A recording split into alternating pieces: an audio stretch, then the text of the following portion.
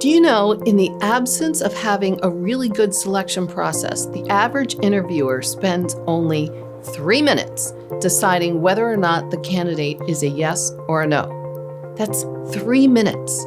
So when you think about it, if you were making any other $30,000, $50,000, $200,000 decision, how many of them would you really be making in 3 minutes with no research?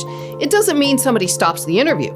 They just continue asking questions that reaffirm their suspicions that this is or this isn't a really good candidate. So if you're a good fit for the hiring process coach, it's because you are really looking for a proven, predictable process for hiring superstars every time.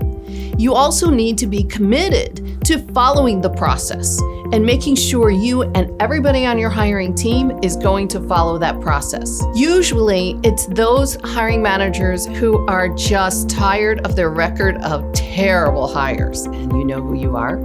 Even if it's not terrible hires, just mediocre hires are exhausting after a long time. And finally, those organizations that really don't feel like the search firm business model is a good approach for them and leaves a little too much to chance. Those folks are great fits for the hiring process coach.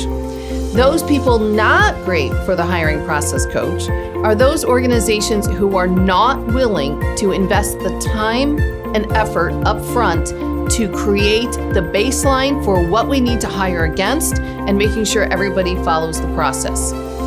Ultimately, it needs to be an organization too who will follow the process and doesn't know up front that they have no intention of following the process and they're going to jump around, cut some steps out, and try to skip to the end.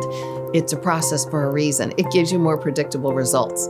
So if you're not quite sure if you fit into the fit or not fit category, we'd be happy to have more conversation with you, but probably some of those things I just mentioned resonated pretty well.